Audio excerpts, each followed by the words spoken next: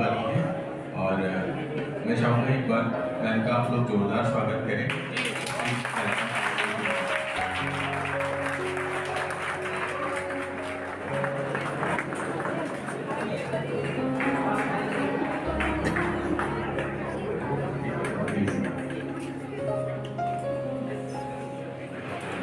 एक औपचारिक स्वागत मैम का, उसके बाद आप लोग एक एक करके मैम को पुष्प सर्टिफिकेट करेंगे।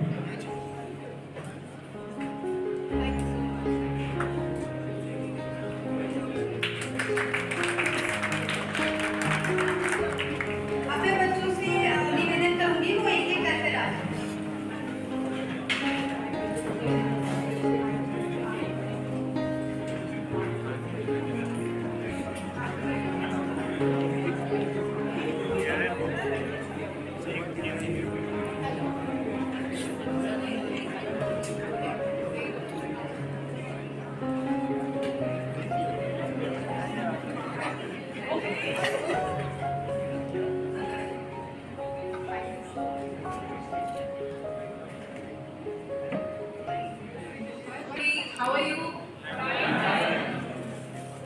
Okay, bright faces, I guess, better than my expectations.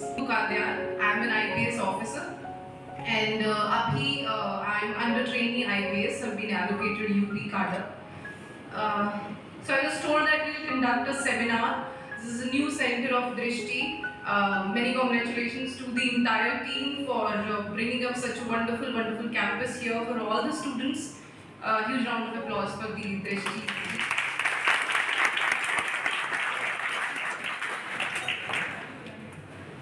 So for seminar, there are two. आपको उनको डिलीनिएट करना होगा कि कौन से टॉपिक में से सवाल पूछे जा रहे हैं, किस तरीके के सवाल पूछे जा रहे हैं, बिकॉज अदरवाइज मैथ्स को या रीजनिंग को इंटायरली कवर करना is next to impossible. It's not a subject, it's a discipline itself, है ना. आप उसके अकॉर्डिंग देखिए कि where do you stand. If you are a humanity student, अगर आप आर्ट से बैकग्राउंड से आए, कॉमर्स बैकग्राउंड से आए, if you feel your maths, your English is not as strong, तो आपको बहुत काम करना होगा. जैसे मैं देखती थी सम ऑफ माई फ्रेंड्स, थोड़ा सा उनको इंग्लिश में इशू होता था, although they were very very good, but जिस तरीके का कॉम्प्रिहेंसिव स्किल्स यूपीएससी पूछता है वो is very very different from what we read as school children और as students even in our regular subjects. आप सबसे पहले उसको सॉल्व करो. पिछले 5 साल के आप उठाओ सीसेट के क्वेश्चंस, उसको सॉल्व करके ऑनेस्टली टाइमर सेट करके उतने ही टाइम में आपको सेट करना है सीसेट का paper, because it is very very crucial that you do CSAT exam as per the time which is given. ठीक है, एंड कोशिश कीजिएगा आप सेम स्लॉट में करो, बिकॉज आप देखोगे जो 2 to 4 का स्लॉट रहता है जब एग्जाम एक्चुअली होता है, that is not very active mind frame वाला time during the day. If you see 2 to 4 is very weird time after lunch का जो टाइम होता है. तो आपको एक हैबिट बनानी है, उसी टाइम बैठ के आप 5 साल के जो भी पेपर्स आए हैं यूपीएससी ने जो पूछे हैं, लेट अस से 2018 से लेके 2023 तक के आपको सॉल्व करने हैं. फिर आपका एवरेज स्कोर निकालिए, राइट. एवरेज स्कोर के बाद यू डिसाइड, अगर you are falling somewhere around 80 to 90, right, तो मैं कहूँगी कि आपका सीसेट जो भी एप्टीट्यूड स्किल्स हैं they are on a good side, but you never know. अगर पेपर थोड़ा डिफिकल्ट आया तो 10 मार्क्स लूज करना, 3-4 questions here and there is not a big thing. तो आपका एक जो लेवल ऑफ प्रिपरेशन रहेगा वो ये रहेगा कि आप टच अप कर रहे हो सब्जेक्ट को maybe twice a week, right, twice a week, so that आप जो फॉर्मूलाज हैं, जो शॉर्टकट्स हैं या जो एक स्ट्रैटेजी रहती है सीसेट की, उसको ना लूज आउट करें. लेकिन अगर आपका स्कोर 60 एंड बिलो आ रहा है, then I think you have to give equal time to CSAT. You might have to join coaching as well. तो और एक तो please do not be overconfident in CSAT. I have seen many of my friends who IITians who are from a very good technical background and they failing in CSAT. So do not take it for granted. There's one thing which I want to convey. Okay? तो सबसे पहले आप assess करेंगे कि अरिहंत का question bank आता था I would like bring it. उसमें usually topic wise maths का reasoning का almost सारे questions रहते थे. मैं daily basis पे solve करती थी. Although my CSET was on like brighter side, not बहुत ज़्यादा मुझे ज़रूरत नहीं पड़ी थी करने की. अब और ज़्यादा increase हो रहा है level of exam. तो आप हर रोज 10 क्वेश्चन सॉल्व कीजिए, not a big deal. Maybe half an hour, maybe 1 hour, right. लेकिन आप उसको कंप्लीटली मत छोड़िए. ओके. अरिहंत का क्वेश्चन बैंक है. उसके बाद दृष्टि is also very very, I think the level of questions is very good. मैं सारे के सारे इंस्टीट्यूट्स के जो मार्केट में पेपर्स मिलते थे, I would bring them home, I would solve them on my own. Okay. There is no shortcut to CSAT. It's not difficult. It's just it needs your sincerity, it needs your consistency. आप उस चीज़ को छोड़ नहीं सकते. आपको बस ये ध्यान रखना है कि जो लेवल ऑफ क्वेश्चंस आपने लास्ट 5 इयर्स के पेपर्स में देखा, क्या वो सेम लेवल है जो आप बाहर से पेपर्स लेके क्वेश्चंस लेके सॉल्व कर रहे हो. अगर आपको बहुत सिंपल लगे then you have to change it, है ना. क्योंकि एक सपोज मैं टाइम एंड डिस्टेंस लेती हूँ, कोई भी टॉपिक लेती हूँ, रेशियो एंड प्रोपोर्शंस लेती हूँ मैथ्स का, ठीक है. उसमें सिंपल सवाल भी हो सकते हैं, डिफिकल्ट भी हो सकते हैं. सो ऐसा भी हो सकता है कि जो क्वेश्चंस आप सॉल्व कर रहे हो आपको फॉल्स कॉन्फिडेंस दे. आपको लगे कि आपको आ रहा है, आपका सॉल्व हो रहा है, लेकिन जब उसको यूपीएससी दूसरे तरीके से पूछेगा तो यू वुडंट नो. तो always bring a bunch of papers, whatever is available in market, different coaching institutes का, ताकि आपको रियलिटी चेक रहे कि अगर इस पर्टिकुलर सब्जेक्ट से किसी भी तरीके के सवाल आ रहे हैं तो I am able to solve. Okay. CSAT का यूजुअली क्या होता है, preparation base goes 6 months before paper. ठीक है. आप अभी से शुरू करेंगे तो थोड़ा सा रिडंडेंट हो जाएगा, क्योंकि इट्स अ लॉन्ग टाइम. बीच में आप छोड़ देंगे because of the GS pressure. अभी आई थिंक आप लोग ऑप्शनल भी पढ़ रहे होंगे, है ना. तो I used to do it 4 to 5 months before my final paper. But अपने हिसाब से इंडिविजुअलाइज्ड आपको असेसमेंट इसमें चाहिए होगा, right. Second thing, somewhere from this side said art and culture. How many of you have problems in art and culture? I think that's a very good topic to talk about. Art and culture में क्या होता है कि आपके sources limited हैं. क्या sources आप refer करते हैं? I used to read NCERTs. NCERTs 2 old NCERTs हैं, एक तो medieval की and ancient की. उसके बाद introduction to Indian art and culture करके न्यू एनसीईआरटीज आती हैं. There are 2 NCERTs and then themes in Indian history करके there are 3 more NCERTs. I used to read 5 of them क्योंकि I did not refer to any of the private coaching sources which is available in market, like Nitin Singh Gane this bulky art and culture book which is there. I wouldn't refer it. उसके अलावा CCRT is the official website of Ministry of Culture. उसमें से I used to see notes, जैसे dance है या music है, puppet है ना, these things. तो मैं उसमें से भी कंसल्ट करती थी. So my basis of preparation in art and culture was 5 NCERTs and CCRT. उसके अलावा जो करंट में चल रहा हो, करंट का तो आपको पता लग ही जाता है because at the end of the year you have compilation, you can see that वो कैसे सवाल पूछेंगे. करंट में कोई टॉपिक होगा, they will go back to static from it, right. Art and culture में प्रॉब्लम क्या है कि जो एग्जैक्ट पूछा जाता है वो हमें नहीं पता होता, उसके अराउंड का कुछ पता होता है. एंड फैक्ट्स इतने सारे हो जाते हैं आर्ट एंड कल्चर में that sometimes it's very difficult. So सबसे पहले आपको एनसीईआरटी का बेस बहुत स्ट्रॉन्ग करना है. सारा जो रेस्ट ऑफ द मटेरियल है उसको साइड रख दीजिए. And as a beginner, I would specifically want to emphasize this fact. Do not keep buying books. Okay? Buy less. आपको लाइब्रेरी नहीं बनानी अपने रूम में. If you buy one book, you read it 5 times. It's way better than buying 5 books and reading it once. Always remember it. I did not know it when I had started this preparation. I knew it after quite some time. किताबें खरीद लेने से कुछ नहीं होगा. आप NCERTs खरीदिए. आप 5 NCERTs पढ़ेंगे, उसके 2 रिवीजन भी देंगे तो it will take lot of time. But please do not feel कि अच्छा इसने ये मेरा जो फ्रेंड है ये किताब पढ़ रहा है, ये इंसान ये मैगजीन पढ़ रहा है. No, does not make sense at all, specially for a static subject like art and culture. No exterior material, only this. If you ask me, some people have different strategies, that's okay, but I used to score quite decent in art and culture. तो आप उसको analyse करोगे NCERTs को, आप देखोगे जो मैं themes in Indian history बता रही हूँ एनसीईआरटीज, उसमें मैप्स दिए होते हैं. So suppose your first chapter is Harappan civilisation, उसमें आर्टिफैक्ट्स की पिक्चर्स बहुत सारी हैं जो हम छोड़ देते हैं कि तो बच्चों जैसे पिक्चर्स दिख रहे हैं. No no no, you look at them, you try to see what are the things you can analyse from it. The colour, pottery के बहुत सारे shapes of the pottery, the colour, the utility, है ना.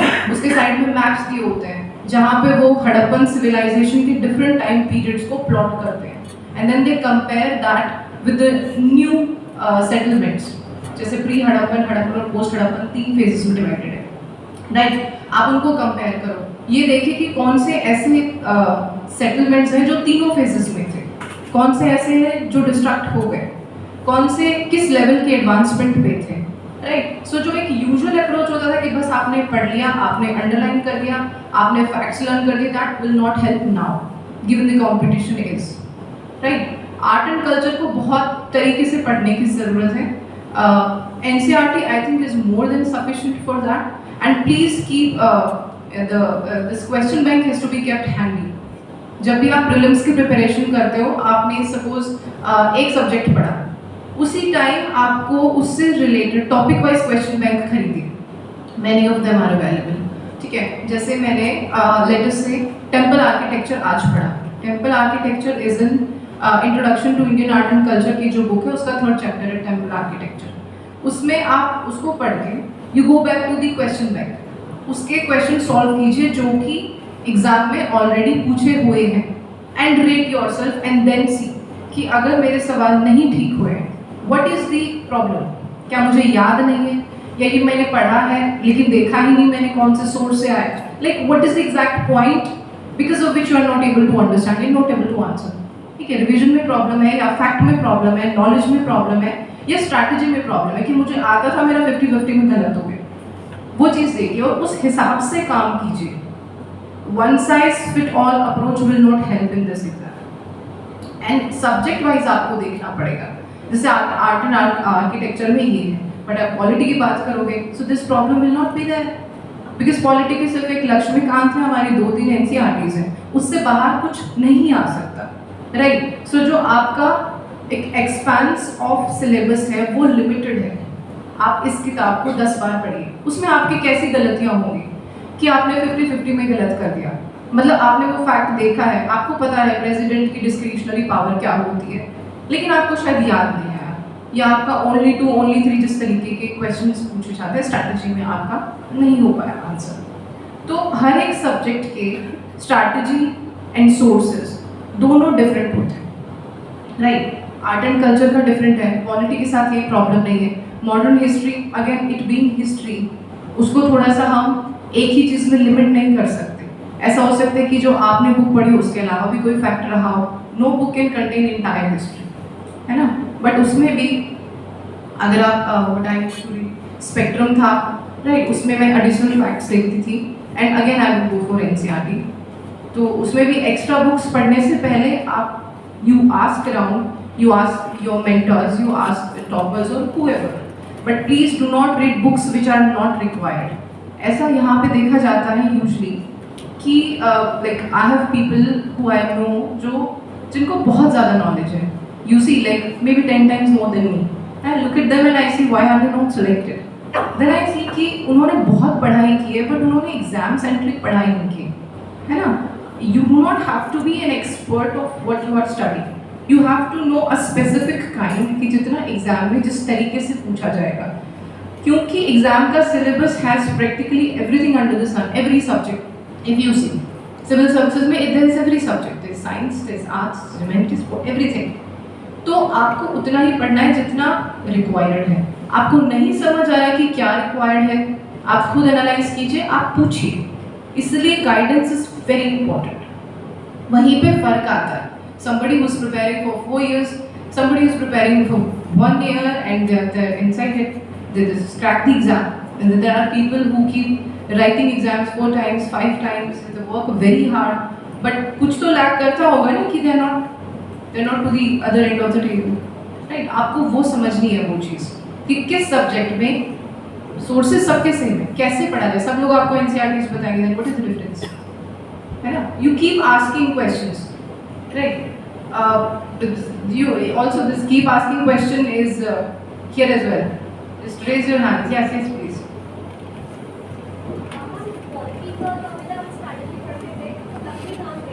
Right. And I have solved papers for like 5 years, तो मेरी questions हो जाते थे. But अब कई चीजें pattern suddenly change हो गया. अब तो statement based questions आ गए, and अब जो questions है वो लक्ष्मीकांत से नहीं हो सकते. Like present reforms and military uniform कहाँ से होनी चाहिए, and that का dimension. So I think some part of it is current based, but इसमें बहुत सारी चीजें जो हमें पता भी नहीं थी exam में आ गई. उसके लिए क्या करना चाहिए? Right. Good question, very good question. अब जो पॉलिटी जैसे सब्जेक्ट्स हैं उसमें ये प्रॉब्लम देखी जा रही है कि क्योंकि आपका सोर्स लिमिटेड था, तो पहले क्या होता था, आपने उस बुक को पढ़ लिया, आपने रिवाइज किया, आपने क्वेश्चन सॉल्व किए हैं, और आपका जो क्वेश्चन होता था वो यूजुअली इट वाज एक्यूरेसी होती थी पॉलिटी में.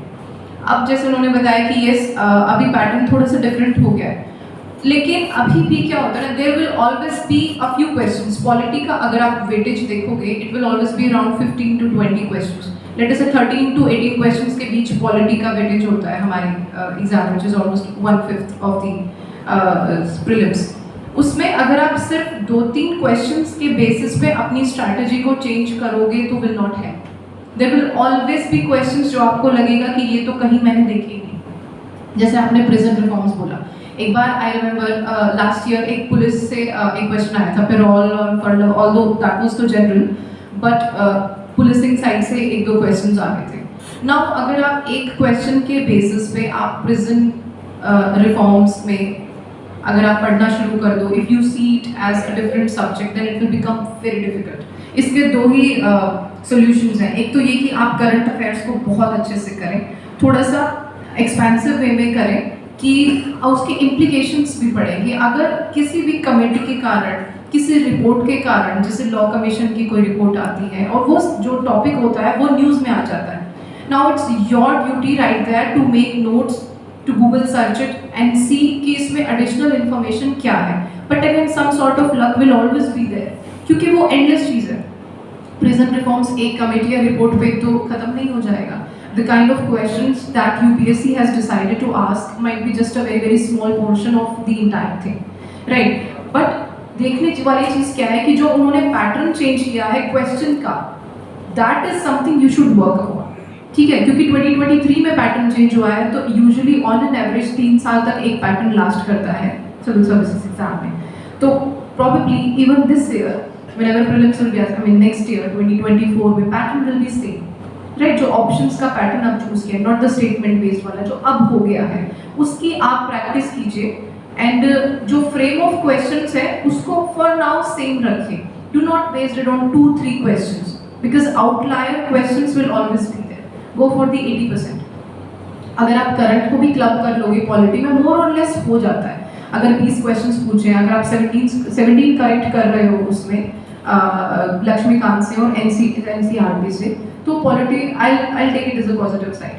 अभी पॉलिटी में सिर्फ लक्ष्मीकांत नहीं, बिकॉज एनालिटिकल क्वेश्चंस भी आते हैं, जैसे if I ask you what is liberty, these kind of questions, definition based questions, उसके लिए it is very important to read NCERTs. पहले लोग पॉलिटी के एनसीईआरटीज नहीं पढ़ते थे. There are 2 NCERTs, one is constitution at work and other is working of Indian constitution. I am forgetting the title. एक +1 में आती है, +2 में आती है. Very small NCERTs. और उसमें क्या है कि जो जैसे liberty can be anything, right? For one person it is different, for another person it is different, but जो यूपीएससी सही आंसर लेगा that will be what is written in NCERT. So please go and read those books also. वो आपके लक्ष्मीकांत को support करेगी. Laxmikanth is only facts, raw facts. ठीक है, उसको तो आपको रिवाइज करना ही पड़ेगा. उस पर्टिकुलर रिवीजन को आप मोल्ड करोगे नए वाले स्ट्रक्चर में. ठीक है, तो अब जो आप मॉक पेपर्स करोगे वो नए पैटर्न में करोगे. Right, yes. Any other questions? Prelims का कोई भी क्वेश्चंस है, you can just raise your hand and tell me. Yes please. Current affairs के लिए कोई करंट अफेयर्स के लिए जो मंथली कंपाइलेशन होता है, दृष्टि का भी आता है, I think that is very good. I used to see insights वाला एंड दृष्टि वाला बोथ, क्योंकि and I would do it monthly only. I have seen people lagging behind. क्या होता है, हम सोचते हैं कि नेक्स्ट मंथ कर लेंगे, या फिर मैक्सिमम क्या करते हैं, PT 365 times like compilation eight the and पढ़ते हैं। That is not advisable.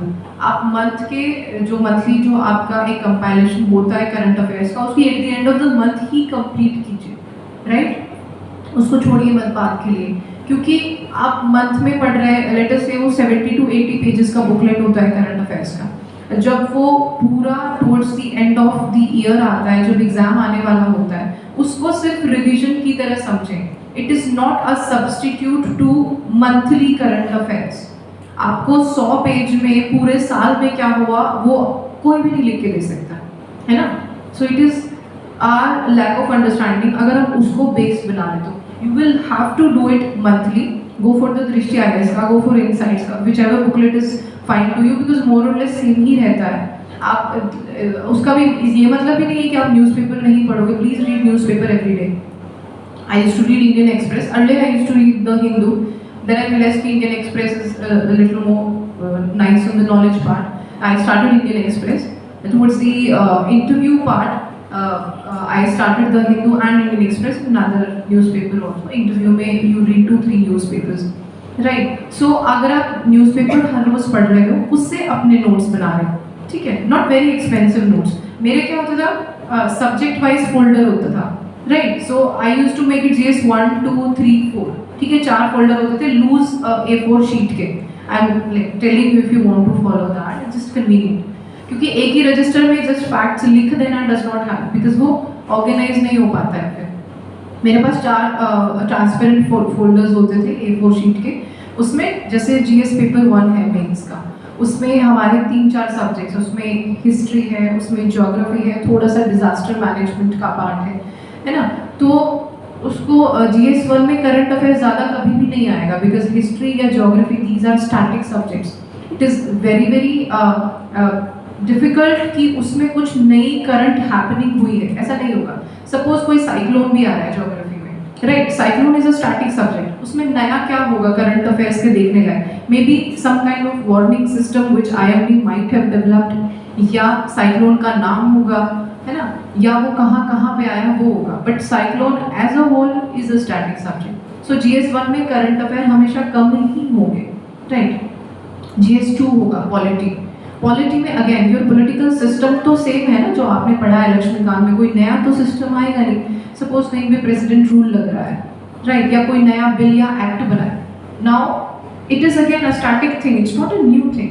Acts and bills, उससे आपको सीखना क्या है कि अगर suppose a formation of state हुआ, so what you have to say is, since it was in news, you go back to the Lakshmikant book or NCERT book, you find that chapter because that was in news, right? So इस तरीके से आपको link करना है current को और static को। GS 3 सिर्फ एक ऐसा पेपर है जिसमें से 80% ऑफ द करंट अफेयर्स पूछा जाता है,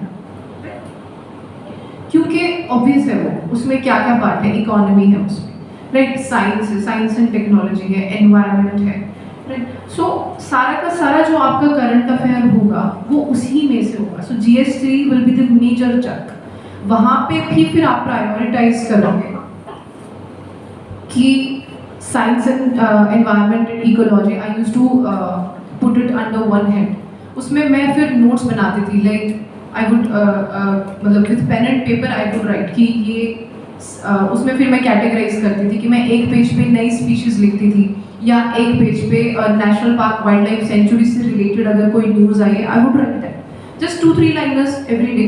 हर रोज तो होगा नहीं कि आपको बहुत सारे फैक्ट्स मिलेंगे न्यूज़पेपर में से, तो 1 आवर न्यूज़पेपर रीडिंग में लगता था एंड हाफ एन आवर उसके नोट्स बनाने में मुझे लगता था, and I would do that in a very organised form. अगर आप ई नोट्स बनाते हैं दैट इज ऑल्सो गुड, क्योंकि वो फिर आपका एक तरीके से कैटेगराइज भी नहीं बनेगा। तो आप सब्जेक्ट वाइज नोट्स बनाइए, this is my recommendation to you, at least for GS 3। GS 4 में again there will not be any current affair related to ethics, isn't it? तो आपका जो काम है न्यूज़पेपर नोट्स का, वो मेजरली GS 3 का रहेगा। Do not make notes of articles and editorials, please do not, that is not required, that is for your own understanding. अगर कोई बहुत स्पेसिफिक कोई पॉइंट आता है उसमें, तो फिर मेंस के नोट्स को मैं डिफरेंट रखती थी कि बहुत स्पेसिफिक आर्टिकल आ गया तो मुझे लग रहा है कि पूरा ही इंपॉर्टेंट है या इसमें से 3-4 पॉइंट्स हैं जो इंपॉर्टेंट, मैं उसको अंडरलाइन करके I would take a copy of that, I would click it, या कभी कभी मैं लिख भी लेती थी बट लिखना हैसल हो जाता है पूरे के पूरे आर्टिकल को, तो उसको मैं स्टिक कर देती थी या I would make that N iPad, मैं उसको रख लेती थी अंडरलाइन करके, ताकि जब मैं उसको रिविजिट करूँ and that was also according to the paper कि ये मेरा पॉलिटी का फोल्डर है, इसमें मैंने ये वाले नोट्स रखे हुए हैं, इसके अंडर ये वाला जो टॉपिक हुआ, सपोज कोई इंटरनेशनल अफेयर का कोई आया, कोई डील हुई, यूएस इंडिया की कोई डील हुई, उसमें मुझे 4 पॉइंट्स मिले तो मैं अंडरलाइन करके उसको वहाँ लिख कर रख देती थी। तो प्रीलिम्स के नोट्स और मेंस के नोट्स को अलग रखें, हौच पौच ना करें, राइट, आपके अकॉर्डिंग बनाएं, सबका अपना तरीका होता है, दिस इज एडवाइजेबल। उसके अलावा सिर्फ अगर आप eight the end of the month current affair का बुकलेट आप पढ़ लेंगे, that is enough. I mean for current affairs when you towards the end of the towards the beginning of the exam, 2-3 महीने पहले जब आप मॉक पेपर्स लगाएंगे, which is very crucial part of the preparation, at least 100 mock papers is what I recommend as a beginner, right? More than that is nice. तो हाँ जी ma'am newspaper strategy में I think कीनो and then उसके बाद उस time को याद रहता है, तो वो अगर रशियन मीडिया डील चल रही है तो कौन से क्वेश्चंस आ रहे हैं या गवर्नर इशू सीबीआई ईडी, तो ये एक हफ्ते तक तो याद रहता है बट मैम कंसोलिडेशन नहीं हो पाता। सपोज मैं रोज डेली एमसीक्यू सॉल्व करती हूँ तो आज तो सही हो जाएगा क्योंकि आज ही पढ़ा है, बट अगर 1 महीने बाद देखो तो वो याद नहीं रहता, तो how to bring that revision in the specific schedule? This is again great question. जब जहाँ तक आपको मटेरियल कलेक्ट करने की बात है, you will have to do it, क्योंकि अगर वो एडिटोरियल लूज आउट हो जाएगा तो फिर आपको गूगल सर्च करके उसको निकालने में बहुत मेहनत लगेगी। ऐसा मेरे साथ कभी हुआ, I was in IRS earlier, so I remember that time I had very good marks in GS, but जहाँ जहाँ मुझे लग रहा था कि इस क्वेश्चन में कुछ गड़बड़ हुई है, आई वुड रिमेंबर कि I had an article of this and I had lost it somehow, मैंने लिखा नहीं था उसको, क्योंकि उसके बाद प्रॉब्लम क्या होती है, उसको एक पर्सपेक्टिव में देखना। वो जब आप मेंस के लिए कोर प्रिपरेशन करेंगे ना, लाइक प्रोबेबली आफ्टर प्रीलिम्स, अभी ये वाला जो टाइम पीरियड आपका, यू आर इन सितंबर, यहाँ पे अगर आप बिगिनर हो तो ऑब्वियसली आपके क्लासेस हैं, आप GS साथ में पढ़िए, ऑप्शनल अभी आपको ख़त्म करके रखना पड़ेगा। अगर लेट अस से मई या जून में हमारा एग्जाम होता है तो by the end of January और January itself you will have to start for prelims. तो जब तक वो नहीं होता तब तक आप उस टॉपिक को लिख सकते हैं। अगर आप ई नोट्स बनाते हैं तो please put 2-3 lines with it, whatever is in your mind, क्योंकि उसमें ऑप्शन रहता है हमेशा कि you can stick a note there in our devices. वहाँ पे 3-4 लाइनर्स अपनी तरीके से लिख लेना इज़ वेरी इंपॉर्टेंट कि मुझे इस आर्टिकल को किस फ्रेम में देखना है, that will help you. But core preparation आपकी प्रीलिम्स के उसके बाद ही होगी, जब you will go back to the major syllabus and you will see, जब वो टॉपिक आएगा आपको तभी उसको फ्रेम में देखना पड़ेगा। Like you can not see that weapon as an individual thing, you will have to see within the realm of let us say US India relations, है ना। वहाँ पे भी जब डिफरेंट स्टाइल्स आप एक्सप्लेन करोगे, we see the different phases of a particular international relation, like so when we talk about India US और whichever country you see, हम उसको कैटेगराइज करते हैं कि लेट अस से इकोनॉमिक रिलेशंस में क्या क्या हो रहा है, डिफेंस रिलेशंस में क्या क्या हो रहा है, पीपल टू पीपल कनेक्ट क्या है, जियो स्ट्रैटेजिक हमारा इंपॉर्टेंस क्या है। तो देखो वो जो आपका पूरा आर्टिकल था that will come within 2-3 lines under defense ties of India US. It will not be asked as a standalone question. ठीक है, तो आपको वो समझने की जरूरत पड़ेगी। और जब आप मेंस के लिए आफ्टर प्रीलिम्स प्रिपेयर करोगे और जब एक कंपाइलेशन आता है करंट अफेयर का, क्योंकि ये फैक्चुअल रहता है पूरा, राइट, इंटरनेशनल अफेयर्स इस तरीके की चीज़ें, जब वो कंपाइलेशन आएगा तो आपको वो पॉइंट भी मिलेगा। वहाँ जब आप पढ़ोगे तो you have to go back to your article and see if you have any other extra information. Right? It is a laborious thing, I wouldn't lie, but that is the only way how we do it. There is no other way. ठीक है? And mains के लिए I think we'll have to take another class, क्योंकि आप beginners हो तो if I start talking about mains in full-fledged way तो wouldn't make sense. Right? तो mains के लिए is entirely different strategy. Prelims के लिए यही रहता है कि हम sources हैं वो limited रखें, जो आपके बेसिक सोर्सेज हैं वो रखें, हमेशा जो प्रीवियस ईयर क्वेश्चन बैंक है हमेशा आपके पास रहेगा, you have to go back to it again and again. Every question that UPSC has asked is very important. किस फ्रेम में पूछा गया है, कौन से टॉपिक से पूछा गया है, और आप सही उसको कर पा रहे हैं कि नहीं. अगर नहीं कर पा रहे तो कहाँ लैग कर रहे हैं. प्रीलिम्स में वही चीज़ आपको देखनी है. आप नॉलेज पे लैग कर रहे हैं, आप रिवीजन पे लैग कर रहे हैं, या आप स्ट्रैटेजी पे लैग कर रहे हैं. हमारे 3 ही पॉइंटर्स हैं प्रीलिम्स के, राइट. और उसमें भी जैसे हमने बात की कि पॉलिटी का डिफरेंट स्टाइल है, आर्ट एंड कल्चर का डिफरेंट स्टाइल है, जो साइंस एनवायरनमेंट इकोलॉजी है उसका मेजरली फैक्चुअल है, बिकॉज उसमें आपका नॉलेज चेक किया जाएगा. If I do not know that this summit had taken place and these countries were involved and these are the agreements that came out, 3 ही pointers पे पूछा जा सकता है. ठीक है, या तो कोई पैक्ट होगा, या तो कोई सेंसस होगा, या तो कोई स्पीशीज होगी, है ना. वो आपको पता कैसे लगेगा कि कैसे पूछा जाएगा सवाल, जब आप प्रीवियस ईयर क्वेश्चंस देखोगे और उनको सॉल्व करोगे तब आपको पता लगेगा कि इस तरीके से सवाल पूछा जाता है. तो जब मैं न्यूज़पेपर या किताब में पढ़ रही हूँ तो मुझे कौन से पॉइंट्स को इम्पोर्टेंट मार्क करने की ज़रूरत है. That delineates somebody who writes exam and somebody who tops. सिर्फ उस चीज़ का फर्क रहता है. सब सारे लोग वही सोर्स पढ़ रहे हैं, बट आप कौन से पॉइंट्स पर ध्यान दे रहे हो is what make you achieve, right. Economy है, is there any doubt in economy part? You can ask just any doubt. This is an open seminar because most of you have just started. Yes, please. Technical words जो है ma'am, Sorry? Technical word जो economic के technical word है उसको याद करना थोड़ा. हाँ, ग्रेट क्वेश्चन. हाँ, इकोनॉमी के टेक्निकल वर्ड्स, लाइक आपने अभी शुरू किया होगा तो मॉनेटरी पॉलिसी से यूजुअली शुरू करते हैं. तो जैसे रेपो क्या होता है ना, बैंक रेट क्या होता है, उसके लिए आप कोई भी मटेरियल ले लीजिए. जैसे I used to refer Ramesh Singh book आती है एक, उसका न्यूएस्ट एडिशन आता है. वो थोड़ा सा इजी रहता है बिकॉज इट्स नॉट वेरी बल्कि, इट्स टू द पॉइंट. उसमें मैं वो चैप्टर खोलती थी, उसमें भी इंडेक्स होता है हमारे पास. उसका एक तो इंडेक्स बहुत एग्जॉस्टिव है, दैट रियली हेल्प्स. वो आपको एग्जैक्ट वर्ड मिल जाएगा. जैसे डिक्शनरी में भी फाइंड वर्ड्स. इकोनॉमी में जैसे I was a science student so I had a little difficulty in understanding the technical part of economy. So उस time I remember I used to do Google search as well. ब्रूनल की classes I used to see. अभी वो थोड़ा सा obsolete हो गए हैं.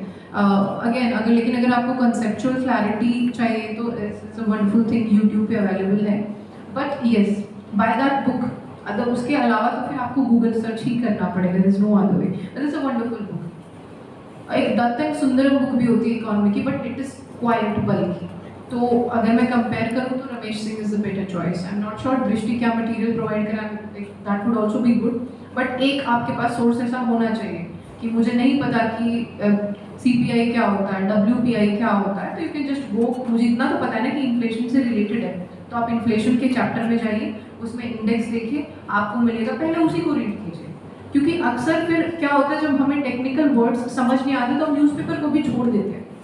हमें समझ ही नहीं आएगी वो न्यूज़. जैसे इकोनॉमी का जो पेज होता है सिर्फ 5 या 6 न्यूज़ ऐसे होती है उसमें इंपॉर्टेंट हो, एक ही पेज होता है, but that is very very important. Newspaper का इकोनॉमी का पेज और जो एडिटोरियल ओपिनियन पेज होता है, it is very important. Finally आपको मेंस का आंसर लिखना है, prelims is just qualifying, right. तो उसको आप कभी नहीं छोड़िएगा नहीं, चाहे वो थोड़ा सा डिफिकल्ट आपको लगेगा इनिशियली, आपको समझ नहीं आएगा कि क्या पढ़ना है इसमें से. Again newspaper reading is also an art. I am sure please get a session arranged bye दृष्टि ऑल्सो. आई एम श्योर वो क्लासरूम में भी बताते होंगे कि न्यूज़पेपर में से आपको क्या पढ़ना है क्या नहीं पढ़ना है. जैसे इकोनॉमी की बात करें तो अगर कोई प्राइवेट बिजनेस कंपनी से रिलेटेड कोई न्यूज़ है, you don't have to read it. But अगर कोई पॉलिसी फ्रेमवर्क है, अगर गवर्नमेंट ऑफ इंडिया लेवल पे कुछ इनिशिएटिव आया है, कोई प्रोग्राम एंड पॉलिसी है, तो that you have to read and you have to make notes also. Economy again current में बहुत ज़्यादा है. Economy somewhere 25 questions are asked every year और उसमें से 50-50 रहता है. 50% is static, 50% is current based. So economy is very very important, right. Yes, please.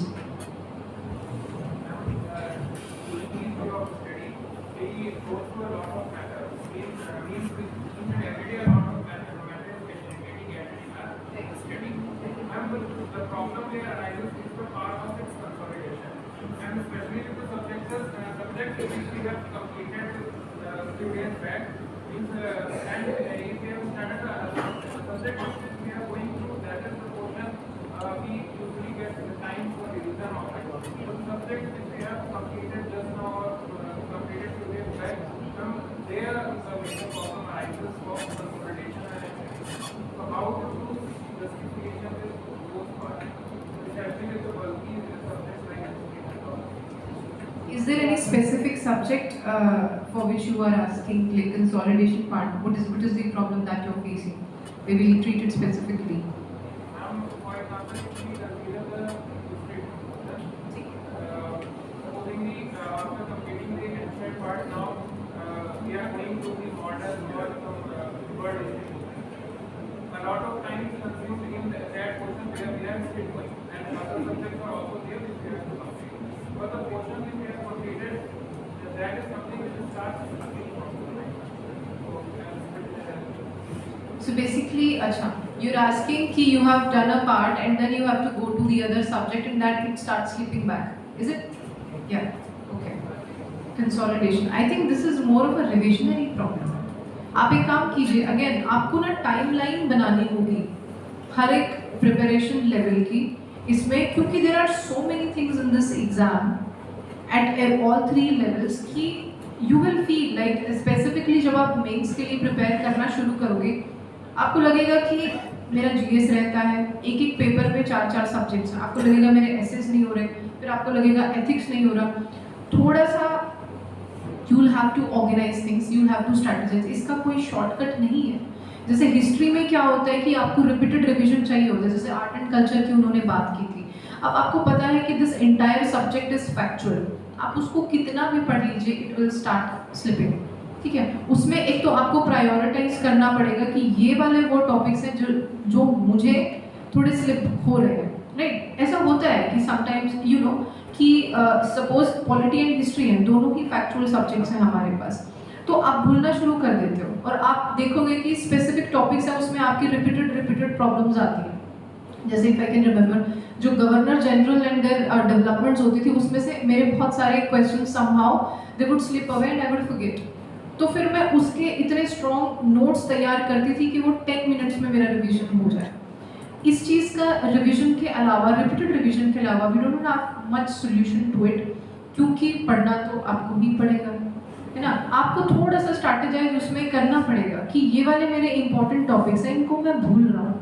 या फिर एक दूसरा तरीका ये है कि पीरियोडिकली आप थोड़े थोड़े क्वेश्चन सॉल्व करते रहें, तो वो आपको थोड़ा सा रिवीजन रहेगा. जैसे अगर आप हिस्ट्री की अगर ये प्रॉब्लम है, अगर आप वीकली एक पेपर कर लें, एक मॉक पेपर कर लें, which is not big deal, 2 hours a day is not difficult to find, तो आपको थोड़ा सा फ्रेशन अप रहेगा मेमोरी में.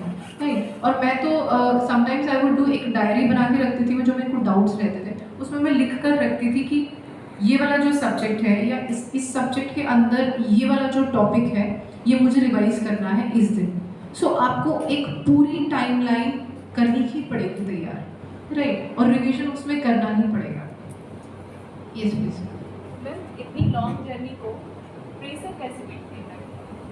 और कभी कभी लगता है कि तैयारी कर रहे हैं, 2 साल 4 साल बीत गए हैं, हम गिव अप कर देते हैं. मैम आप क्या करते हैं? See, this is very individual question. First of all, अगर आपको खुद में बिलीव है कि आपने एक डिसाइड कर लिया कि नहीं मुझे तो सिविल सर्विसेज एग्ज़ाम ही देना है, तो you will have to be mentally prepared कि this is not going to be easy for sure. अब आपको कितने अटेम्प्ट्स देने हैं या आप कितना उसमें लास्ट कर सकते हो, ये एक पर्सनलाइज्ड असेसमेंट है. सो समटाइम्स ऐसा होता है कि एज अ बिगिनर हमें ज़्यादा पता नहीं होता. आफ्टर 1 year आप देखेंगे, आप लोग जो नेक्स्ट ईयर प्रीलिम्स का एग्ज़ाम देंगे, आप 1 साल बाद देखेंगे कि अच्छा लास्ट ईयर मुझे जो आपका एनर्जी लेवल होता है थोड़ा थोड़ा डिक्रीज होता है. Specifically when we meet failures, obviously being a human you are demotivated. There's no harm in saying that. Not everybody gets through it at first attempt. They are very very lucky people, and please do not exaggerate those people. There's a lot of luck involved in it. क्योंकि 1 साल में इतना सब पढ़ लेना and उस चीज़ का master बन जाना इज़ नॉट पॉसिबल. राइट, बस ऐसा हो गया कि वो you know your stars were in alignment and you get selected. That happens a lot. But अगर एक एवरेज स्टूडेंट के लिए लूँ मैं, तो 2 साल से पहले 2 years also very hard work, laborious work you'll have to do consistently. Like this exam is not going to be easy. The competition is such. आप देखिए, if 8 lakhs people, 9 lakhs people are sitting in prelims, competing for what? Some 900 or 1000 positions. It's very difficult, right? उसमें एक तो what helps is good company. When I say good company, I do not mean that a company where you keep hanging out and you party and you forget to study. No, that is not what I call a good company, and that actually happens with fresh college graduates. I used to prepare in Delhi. I'm from that side. I'm from Haryana, so we come in NCR region. तो वहाँ पे मैं देखती हूँ कि जो college fresh graduates होते हैं, दे जस्ट कम, वो ग्रुप स्टडी के नाम पे आपका एक डाइवर्ट हो जाता है माइंड. आपको हर रोज खुद से पूछना होगा कि why did you start this journey, and it is going to be very lonely, very tiresome and mentally and physically challenging as well, क्योंकि आपको इतने लॉन्ग आवर्स के लिए सिंपल बैठना भी बहुत मुश्किल है. Forget about study. जो आपका फोकस होता है, जब आप 10 घंटे बैठते हो तो आपका फोकस मुश्किल से 5-6 घंटे का बन पाएगा. यू सी, डिपेंडिंग ऑन, कुछ लोगों का बहुत स्ट्रॉन्ग रहता है. अनदर थिंग, अभी आप देखिए मैं 1 घंटे से बात कर रही हूँ ना, तो there will be 50% of people जिनका माइंड फिल्टर आउट कर देगा, है ना. वो सेम फ्रीक्वेंसी पे कुछ बोल रहा है इंसान, they must be in their phones और थिंकिंग समथिंग एल्स. ना, that is the kind of focus that is left because of smartphones and everything. But I used to do was, first is you keep yourself physically fit. So go to gym or just go for a walk, go for a run. That is very important. उससे it's not a cliched thing, but वो आपको seriously help करेगा. जब आप exercise करते हो, you sweat and you actually feel light in your body, तो आपका जो mental focus होता है वो stronger होता है. एक आपको ये भी देखना पड़ेगा कि आपका mind सबसे ज़्यादा active कौन से part of day में है. वो थोड़े से प्रैक्टिस से आपको पता लगेगा कि आप जब पढ़ेंगे 10 hours 12 hours a day, start with 7 hours. ऐसे मतलब बहुत ज़्यादा प्रेशर लेने की ज़रूरत नहीं, स्टार्ट विद 7 hours. अगर 7 to 8 hours भी आप रेगुलरली कंसिस्टेंटली पढ़ रहे हैं, इट्स मोर देन इनफ. जब प्रीलिम्स आए, जब लेट अस से when it's 3 months for prelims, then you increase the number of hours, right. And उसमें भी आपको सब्जेक्ट प्रायोरिटाइज करना पड़ेगा. आपकी कौन सी वीकनेस है और कौन सी स्ट्रेंथ है, यू हैव टू फाइंड. और आपको वीकनेस पे काम करना है, लेकिन स्ट्रेंथ को भूलना नहीं है, राइट. मैं आई टोल्ड यू कि I used to focus on my physical fitness. This company is very important, क्योंकि आपको एक मोटिवेशन मिलती रहती है. जैसे लाइब्रेरी कल्चर है, मोस्टली आईसी की लाइब्रेरी कल्चर हेल्प्स, क्योंकि आपको सामने दिख रहा है कि सब लोग पढ़ रहे हैं. तो invariably being a human and since it's a competition, आपको towards the back of your mind रहेगा कि मुझे भी पढ़ना है, बिकॉज वो लोग तो पढ़ रहे हैं, आप नहीं पढ़ रहे हो, ये आपका नुकसान है. It's a competition, seats are limited, you are losing out, right. तो अपने आप को मोटिवेट करने के लिए हॉबीज होनी चाहिए. छोटे छोटे रिवार्ड्स आप खुद को दो कि लेट अस से मुझे 3 दिन में ये सब्जेक्ट खत्म करना है, go and watch a movie, right. Treat yourself well. ऐसा भी नहीं है कि अच्छा बस एग्जाम देना है तो you just forget yourself, you forget your personality, you completely ड्राउन्ड in it. ऐसा कुछ नहीं है. I have seen people who are very lively, वो हर रोज अपना 6-7 घंटे पढ़ेंगे फोकस के साथ, right. And then they enjoy life as well. ठीक है, ऐसा नहीं है, it's not a optional thing कि नहीं, अगर आप स्टूडियस हो, अगर आप मेहनत कर रहे हो तो आपको बैठना ही है. नो, आपका फोकस नहीं हो रहा, leave it, go out, right. Treat yourself well, enjoy, and then you come back, but you have to compensate for what you are doing. आपके वीकली रखिए टारगेट्स. Yes please.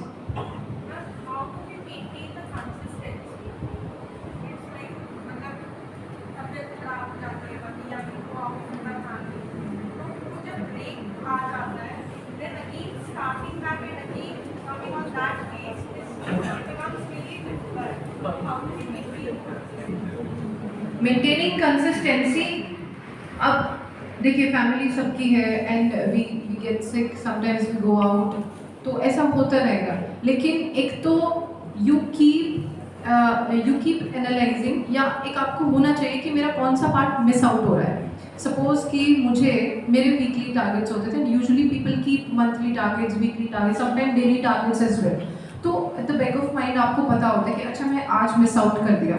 सपोज एक तो shifts में पढ़ाई कीजिए, मॉर्निंग शिफ्ट में आप क्या कर रहे हैं, इवनिंग शिफ्ट में क्या कर रहे हैं, तो एक तरीके से क्वांटिटेटिव आपको रिकॉर्ड रहेगा कि कौन सा पार्ट छूटा है। अगर वो पार्ट छूटा है तो you know you will have to compensate it somewhere. अगर आप 7 आवर्स पढ़ाई कर रहे थे तो you will have to find 1 hour और 2 hours extra in the next week to cover up what you left, है ना। उसमें तो you will have to sit. अब लेकिन फिर भी मान के चलिए कि अगर वीकली टारगेट में आप 90% या 80% आप कर पा रहे हो, है ना, that is very decent. Do not like overly push it. जब एग्जाम होना होता है तब तो I guess it's very important, तब तो like you will have to study for 12 hours might be depending on how much syllabus do you have. लेकिन monthly target at least 80 to 90% आपको करनी है। नाउ स्लॉट टाइम का क्या होगा ये आपको तो देखना पड़ेगा, राइट। लेकिन जो वीक में जो छूटा, try to crunch that within that week only और मे बी नेक्स्ट वीक, ठीक है। अगर 2-3 टॉपिक छूट गया, आपने 10 टॉपिक्स डिसाइड करे थे, आपके 3 टॉपिक छूट गए, तो आपको वो ये मान के चलिए कि नेक्स्ट वीक में आपको करनी है lot of resolution which is required on a person's part. That's why we call it, क्योंकि ये बहुत लॉन्ग जर्नी रहता है, it is very very difficult in your mind, है ना। तो आपको कंसिस्टेंसी मेंटेन करनी है, चाहे आप 7 आवर्स पढ़ रहे हैं, आप 8 आवर्स पढ़ रहे हैं। आवर्स पे नंबर ऑफ आवर्स हम बोल देते हैं, but it should be the number of topics and the amount of syllabus that you have to cover, that is your target, not the number of hours. अगर मैं किताब खोल के 10 घंटे बैठे हूँ तो doesn't serve any purpose, right. आप अपने लिए टारगेट्स जब डिफाइन करोगे तो आपको खुद भी फील होगा। और एक चीज़ होती है कि हम एंडलेस स्क्रोलिंग करते रहते हैं फ़ोन पे, है ना। जैसे जर्नी टाइम है आपका, सपोज आप यहाँ से ट्रैवल कर रहे हैं घर पे, तो जो छोटे छोटे आपको टाइम स्लॉट्स मिलते हैं ना, जब आप उसको काउंट करोगे डेली में, that will be a huge time that we just waste around. जैसे अभी मैं आई हूँ, right, I come from PAC headquarter, यहाँ से यहाँ तक आने में 30 मिनट्स लगा। उस time I was scrolling through newspaper because I know कि there is no other way I can find time, right. Now since I am in training, so it's not about कि आप एस्पिरेंट हो तभी ऐसा होगा। For your entire life you will be busy. Once you become an officer it's even more hectic, very very hectic. Sometimes it happens कि आपको जस्ट पता ही नहीं कि what is happening around you, are so absorbed in the work, right. तो अगर आप छोटे छोटे टाइम स्लॉट्स देखोगे तो टाइम तो निकल जाएगा। लाइक रीडिंग, लेट अस से अगर आप 9 घंटे भी पढ़ रहे हो, we have 24 hours in a day, ठीक है। मैं 7-8 घंटे आपके sleep hours, let's remove that, even then you see you have what 14-15 hours, उसमें से आप खाने पीने का टाइम हटा दो, आप घूमने का टाइम हटा दो, फिर भी बहुत टाइम बच जाएगा, है ना। You not even using what 50% of the day. तो वहाँ पे इसीलिए हम बोलते हैं कि strategy is important, consistency important, है ना। जब उसको आप टेंजिबल गोल्स में लेकर आओगे तो it comes under what are you studying, when are you studying, what is left and how are you going to cover it, ठीक है। Maintain a record of it, is no other way. I had a small diary everywhere, मैं उसमें लिखती थी कि मेरा ये topic रह गया, आज मैं बाहर चली गई, या मैं मम्मी के साथ बैठ गई, या I was ill, whatever, I could not study. Sometimes you just don't want to study for no reason, है ना, you don't feel like studying, but आपको हमेशा ये होना चाहिए कि ये मेरा काम है, खत्म तो मुझे ही करना है, चाहे मैं आज करूँ या मैं नेक्स्ट वीक करूँ। Now when you become an officer, जैसे I have a number of files which I have to see, which I have to complete, तो मुझे पता है कि अगर मैं आज सेमिनार में खड़ी हूँ तो आई नो कि I have some number of files which are left behind, I have to go back and finish them, there is no other way, it is my choice that I am standing here. तो again management is very very important and you will see 7-8 hours is very decent, it's not very difficult, right?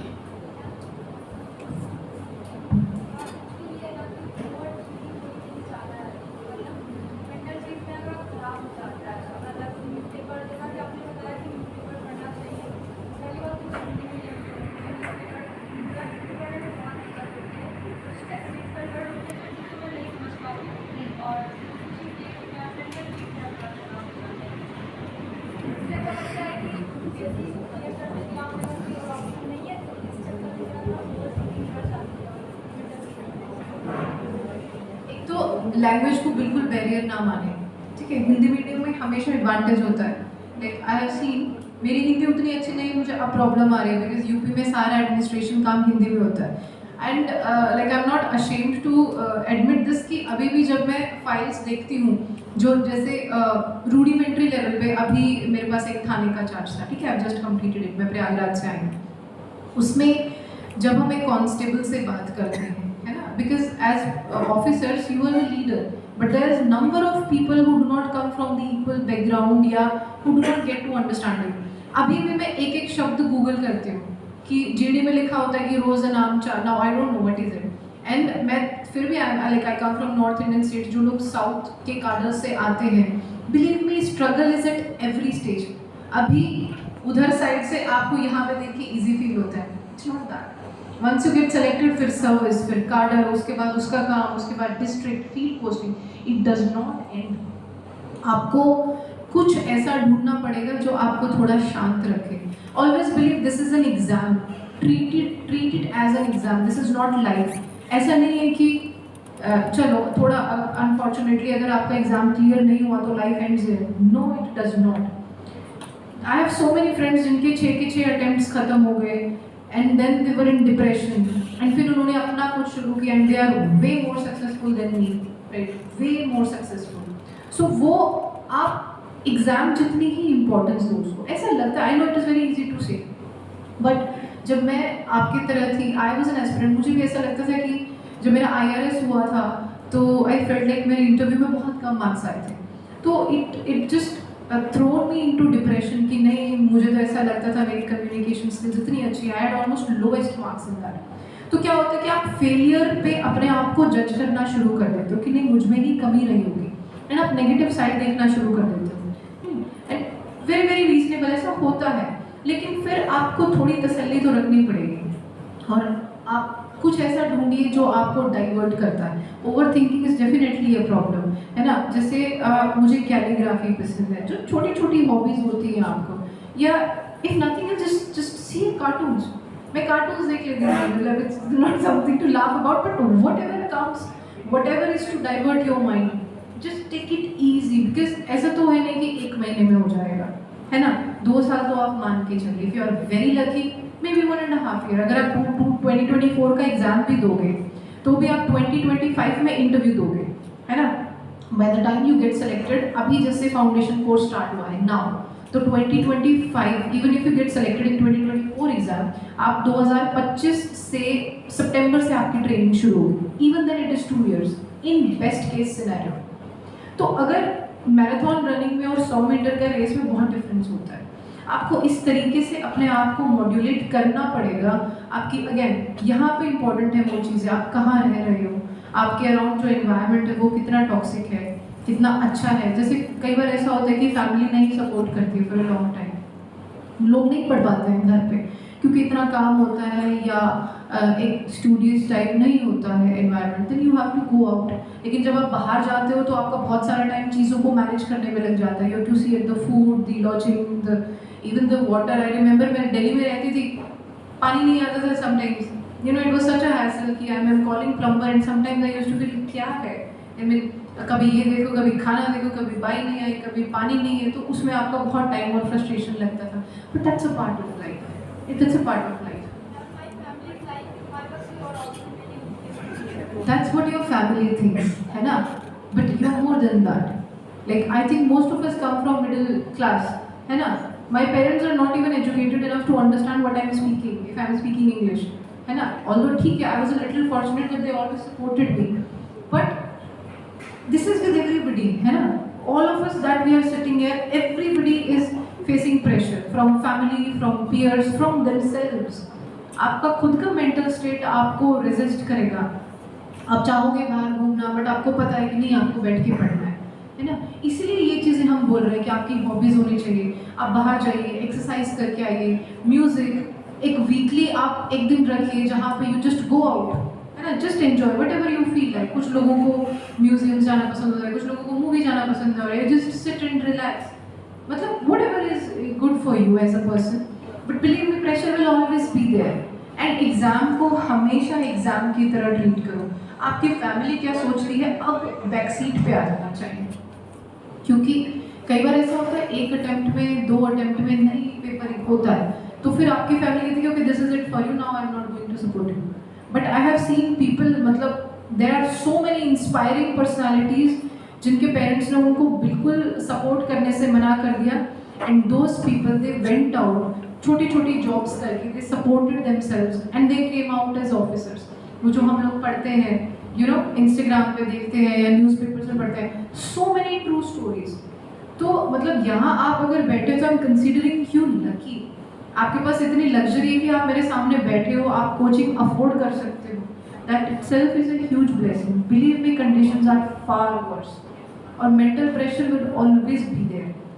आप mental pressure के बाद कितना last करते हो is the thing, कि even after I was so worried I was able to put in 8 hours a day. That is what separates you.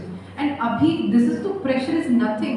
When you come here, when you go in the district and you stand, there are 5,000 people standing in front of you. Suppose there's a law and order situation and you're the only one. पीछे से भी भाग जाते हैं लोग, पता है आपको? There's nobody. You're just standing there, and you have a gun in your hand, and you know कि it's just deterrence. You cannot shoot them.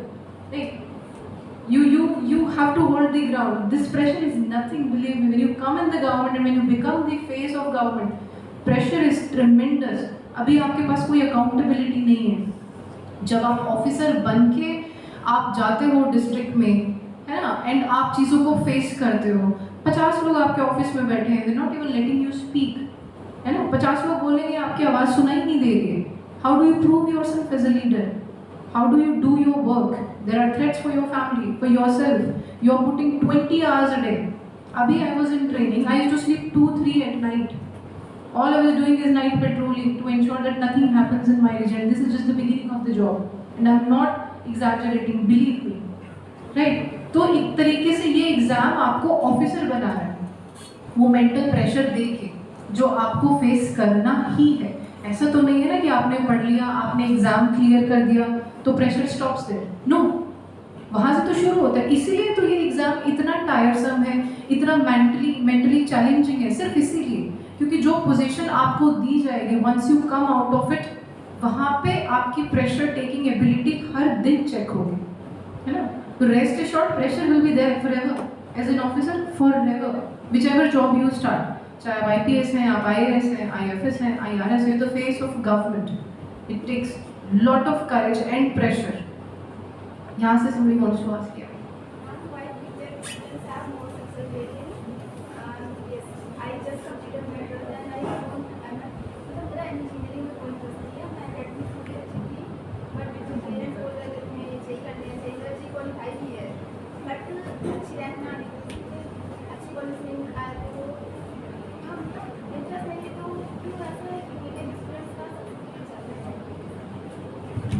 पहली बात तो ऐसा बिल्कुल भी नहीं है कि आप बहुत अच्छे कॉलेज से आ रहे हो या आप इंजीनियरिंग से आ रहे हो तो आप ज़्यादा से, I am not an engineer, ठीक है। I have done my chemistry honours from Hansraj college, right. I did not even go for engineering, मैं इंटरेस्टेड ही नहीं थी। My parents wanted me to, I did not give exam, but मुझे पता था कि मुझे सिविल सर्विसेज एग्जाम देना है, राइट। ऐसा बिल्कुल भी नहीं है। आपको वो नंबर क्यों दिख रहा है, मैं आपको बताती हूँ। सपोज 100 स्टूडेंट्स हैं, राइट, अब 90 लोग बीटेक कर रहे हैं, है ना, तो जो आपका प्रोपोर्शनेट मेजॉरिटी है अगर एक ही डिसिप्लिन से आएगा तो ऑब्वियसली जब सक्सेस रेट दिखेगा, तो जब 10 ही लोग थे दूसरे फील्ड के तो सक्सेस रेट उसी में से दिखेगा ना। तो जो आपका प्रोपोर्शन है, जो आपका सैम्पल स्पेस है, वो ही बायस्ड है। अब ये मान के चलिए, क्योंकि इंडिया में 90% लोग इंजीनियरिंग कर रहे हैं, अब इस एग्ज़ाम में तो सब लोग बैठ रहे हैं, लेकिन 90 लोग तो इंजीनियरिंग वाले बैठ रहे हैं ना एग्ज़ाम में, और सेलेक्ट सपोज 50 लोगों को होना है, तो जो आप प्रोबेबिलिटी निकालोगे वो हमेशा इंजीनियरिंग वालों की ज़्यादा आएगी। उसका ये मतलब नहीं है कि जो इंजीनियरिंग नहीं कर रहे हैं वो सिलेक्ट नहीं होगा, नो। आप जाके दोबारा कैलकुलेशन करना आज कि कितने नॉन इंजीनियरिंग बैकग्राउंड वाले बैठे थे, उसमें से क्या सक्सेस रेट है ना।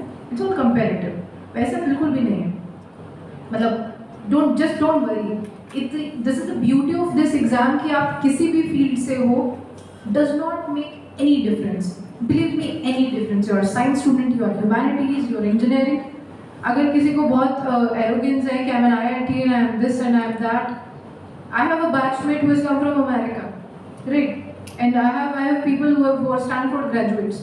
वो भी same level पे. In fact, मतलब sometimes you will see उनसे पहले उन लोगों का selection हो जाता है जो एक normal से background से आके normal से college से पढ़ रहे होते हैं. Does not make any sense. These are just the tags that we give ourselves just to bias, right?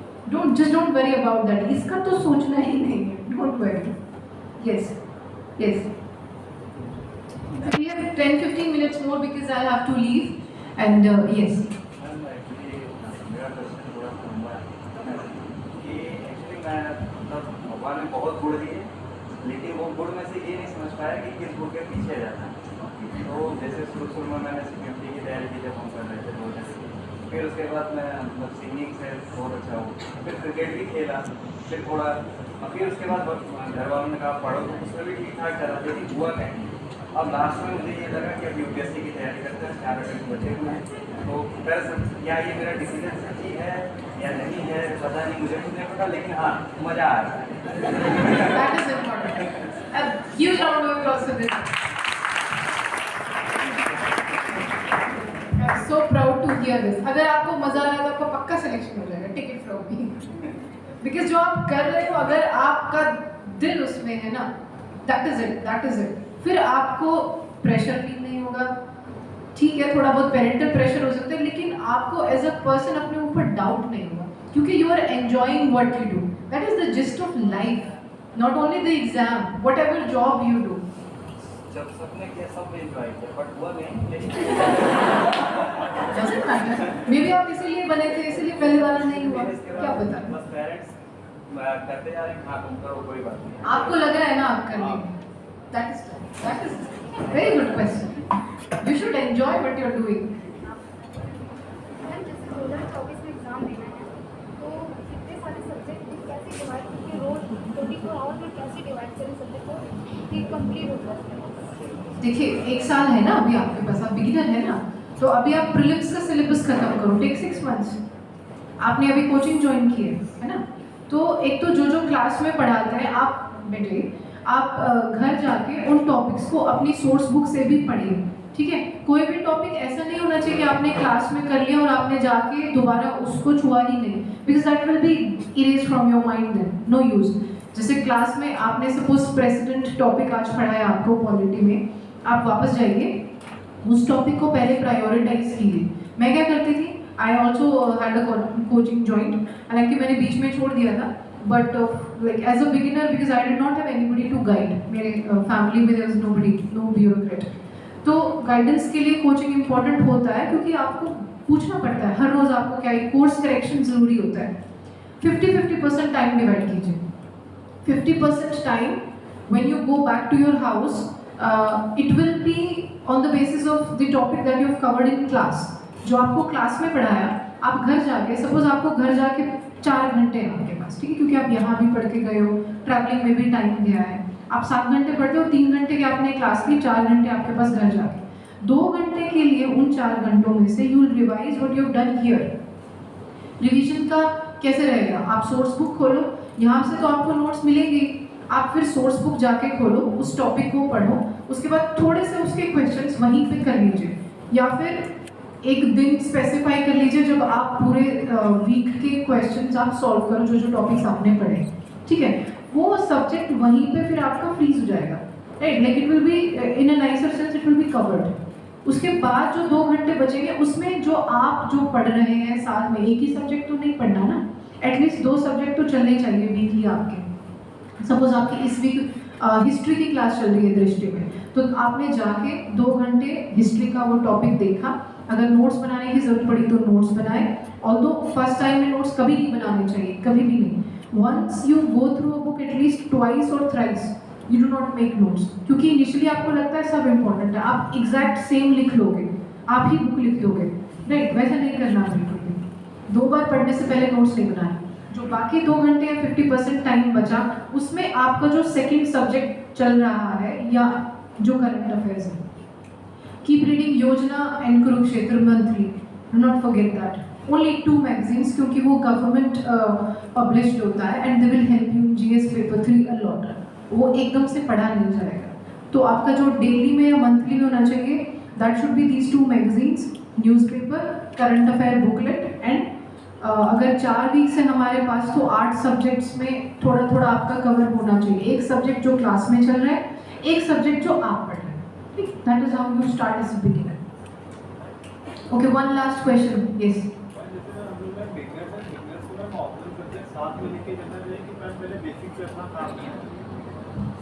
Right नहीं आप अगर क्योंकि आप बिगिनर हो तो अभी मुझे लगता है कि पहले आपको जीएस कम से कम एक बार ख़त्म करना पड़ेगा ताकि आपको ये पता लगे कि आपको कौन सा ऑप्शनल सब्जेक्ट लेना चाहिए। That is also very important. ये नहीं है कि सब लोग PSIR ले रहे हैं, सब लोग सोशियोलॉजी ले रहे हैं तो मैं वही ले लूँ। That does not work that way.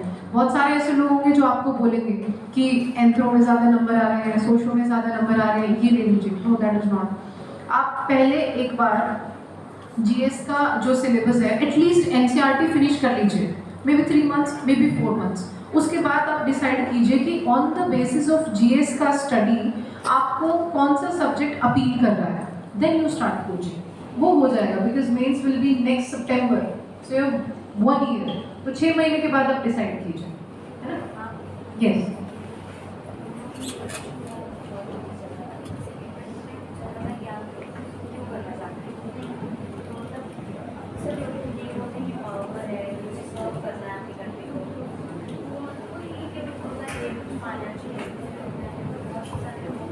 बोलना चाहिए, डजंट मैटर, आप बोलो।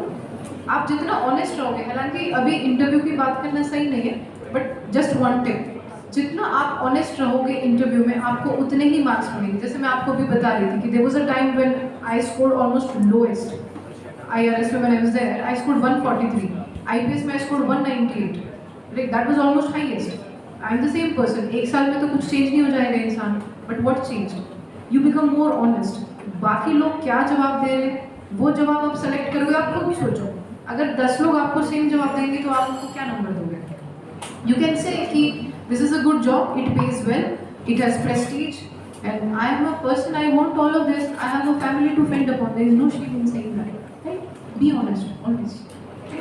चलिए, on that note will, okay, there are again many questions, should we wrap up?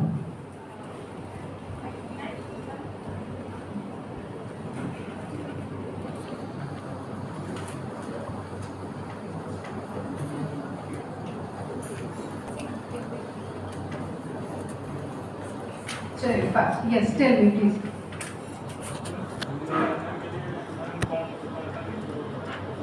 Hindi के लिए क्या इंडियन एक्सप्रेस हिंदी में आता है?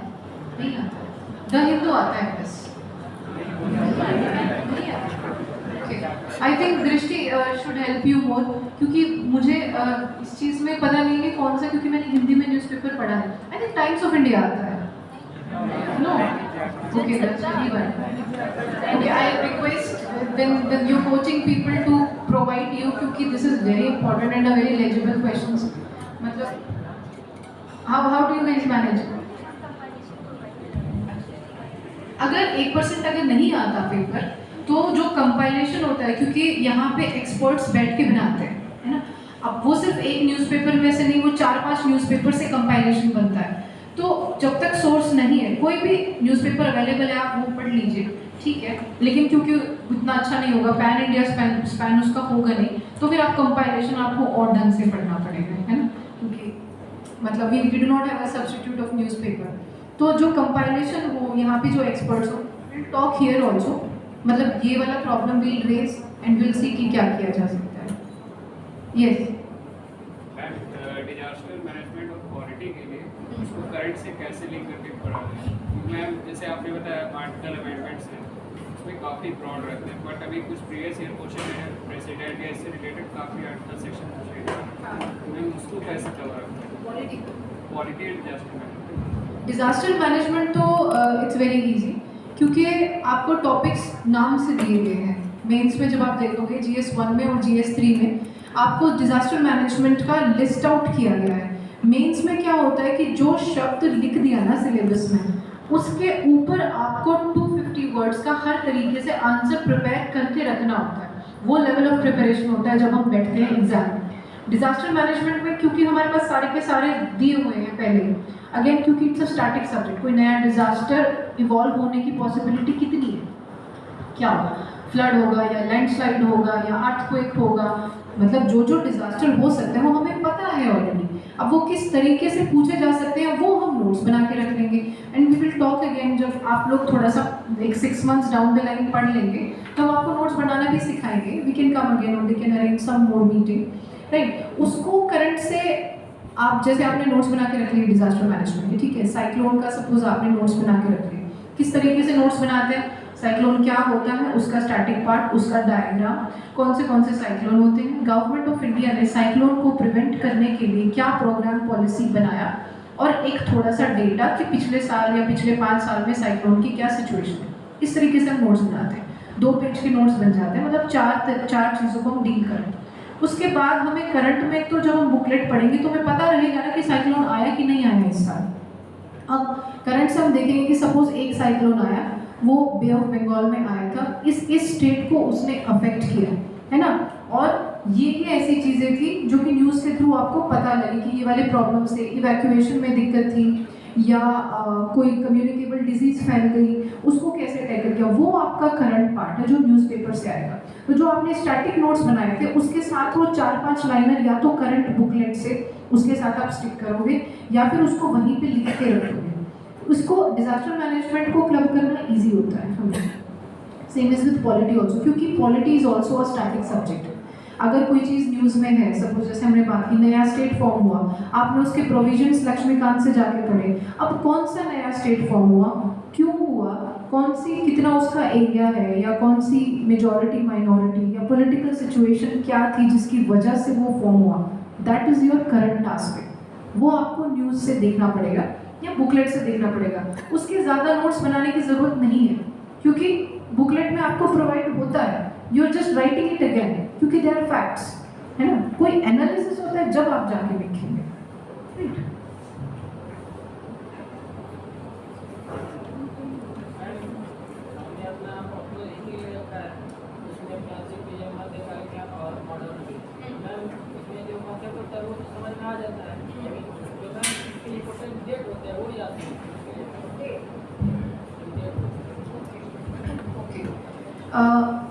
हिस्ट्री में जहाँ तक जीएस में हम हिस्ट्री को डील करते हैं उसमें डेट्स नहीं पूछे जाते यूपीएससी एग्जाम में यूजुअली, लेकिन अगर ऑप्शनल होता है, क्योंकि मेरा हिस्ट्री ऑप्शनल नहीं था, so I think I am not the right person to answer this. आप एक बार ऐसे कीजिएगा जो बहुत फैक्चुअल, जैसे इन्होंने बताया ऑप्शनल इनका हिस्ट्री है ना, उसमें कितना फैक्चुअल पूछा जाता है और उसकी स्ट्रैटेजी क्या होनी चाहिए, एक सेशन इस चीज़ का प्लीज़ रखवाइएगा।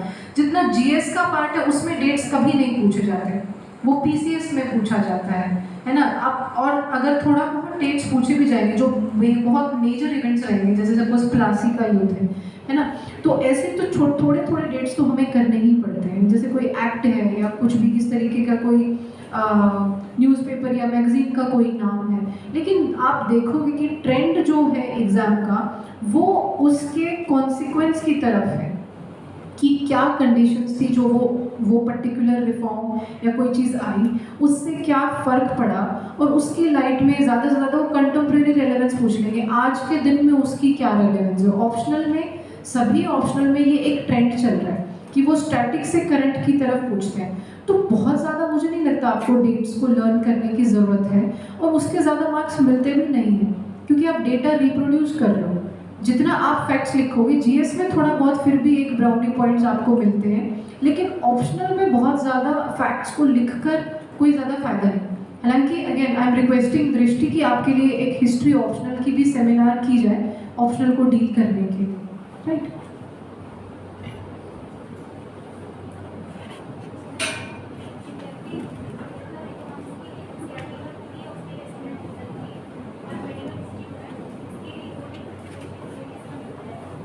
मेडिवल हिस्ट्री में देखिए वेटेज कम हो या ना हो वो उस साल के सीक्वेंस पे डिपेंड करता है, ठीक है।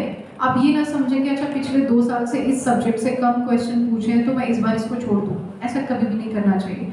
खासकर यूपीएससी इस चीज़ के लिए नोटोरियस होता है कि 3 साल तक वहाँ से एक सवाल भी नहीं आया और फिर नेक्स्ट टाइम इतने सारे क्वेश्चन आ गए। आप 2020 का एग्ज़ाम देखिएगा, एकदम से पूरा ज्योग्राफी से भर गया था, है ना। ज्योग्राफी के लिए एनसीईआरटी सफिशिएंट नहीं है, क्योंकि एनसीईआरटीज अपडेटेड नहीं है। आई थिंक 2005 के बाद they are not being revised. उसके लिए जीसी लियोंग करके एक बुक आती है, ठीक है। जीसी लियोंग में थोड़ी सी वो चीज़ें, जैसे क्लाइमेट वाला एस्पेक्ट जो एनसीईआरटी में कवर्ड नहीं है, वो पूरा का पूरा कवर्ड है उसमें, राइट। और कुछ कुछ fact, it's a very very good book. GC Leong की छोटी वाली किताब आती है, I think there are 2 editions, एक बल्कि वाला था, एक 180 पेजेस कुछ का आता है, orange colour book. That is a wonderful book, GC Leong आप लिख लीजिएगा। उसके अलावा current is enough, NCERT is enough, but geography के एनसीईआरटी आपको बहुत सलीके से पढ़नी होगी, क्योंकि ज्योग्राफी के सोर्सेज हमारे पास बहुत लिमिटेड है, राइट। उसकी आपको 6 to 10 न्यू एनसीईआरटीज़ हैं पढ़नी है आपको, ओल्ड एनसीईआरटीज़ ज्योग्राफी में ज़्यादा नहीं है। +1 +2 की भी न्यू एनसीईआरटीज़ आपको पढ़नी है, ठीक है। जीसी लियोंग आप जो चीज़ें रह गई हैं सिलेबस देख के कि ये वाली चीज़ें एनसीईआरटी में नहीं है, वो आप जीसी लियोंग से कवर कर सकते हैं।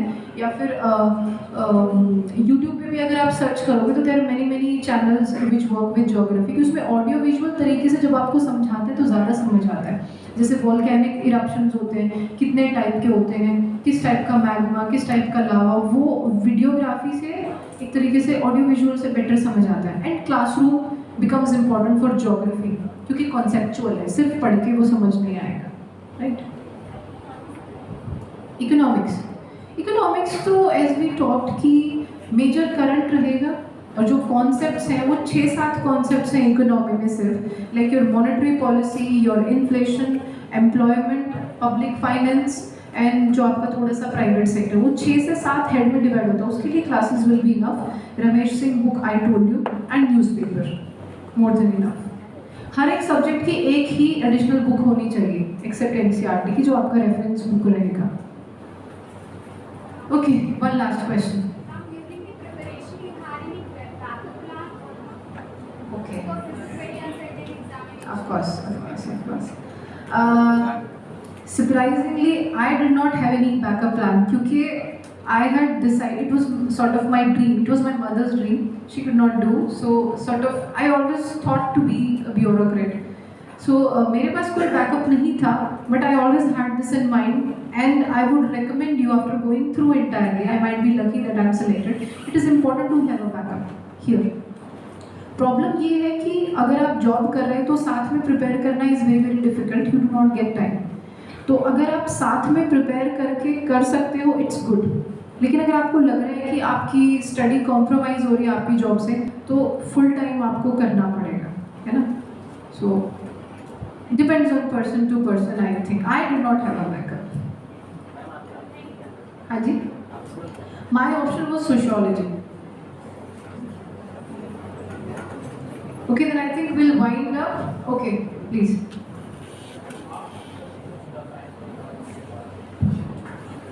क्योंकि अगेन जैसे आप लोग बिगिनर्स बैठे हैं, I also did not have any guidance, तो जितना मैंने देखा था उतना, so I was a graduate in chemistry, तो उसमें मैंने जो एनालाइज किया तो बहुत सालों से मार्क्स उतने अच्छे नहीं आ रहे थे कंपेटिटिव एनालिसिस से, राइट।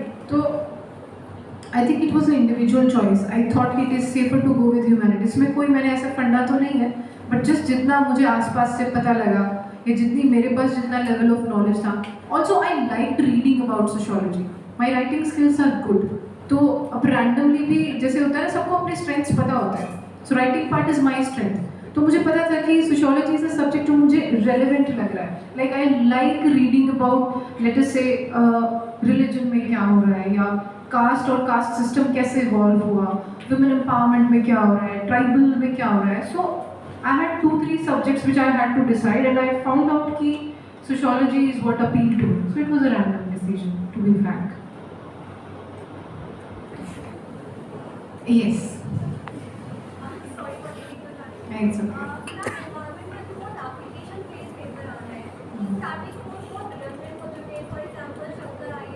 Yes.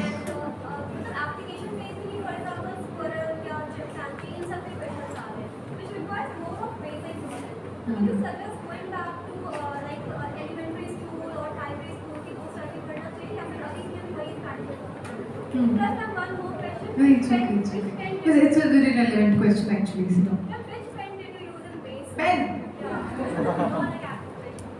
मतलब there were people who would think a lot about using pens, ये lucky pen, and I तो would use any, I think it's pinpoint करके there was a random pen. मैं लिखती थी जब आप लोग मेंस के लिए पेपर्स लिखेंगे ना, मॉक पेपर्स लिखेंगे टाइम सेट करके, तो आपको थोड़ा सा आपकी स्पीड का अंदाज़ा हो जाता है। मैं जेल पेन नहीं यूज़ करती, so I don't even know, pinpoint करके कुछ सम रैंडम 10 रुपए का pen, I don't even, that depends कुछ लोगों का। But it's a very relevant thing, जब आप मेंस के लिए मॉक पेपर्स लिखोगे आपको समझ आएगा कि पेन की कितनी इंपॉर्टेंस है। तो वो पेन मेरे हाथ पे इतना अच्छा बैठ गया था कि कभी ऐसा नहीं होगा कि मेरा पेपर छूट गया। I have written mains like twice thrice in fact, but हर बार मेरा पेपर कंप्लीट हुआ आराम से। अंडरलाइन करने का भी टाइम होता था मेरे पास, so my writing speed is good. Pen is very important. I tell you the name, I have to see कौन सा पेन था, but it is very random, like people do not use it usually. Okay. Chaliye, thank you so much. It was a pleasure talking to all of you, and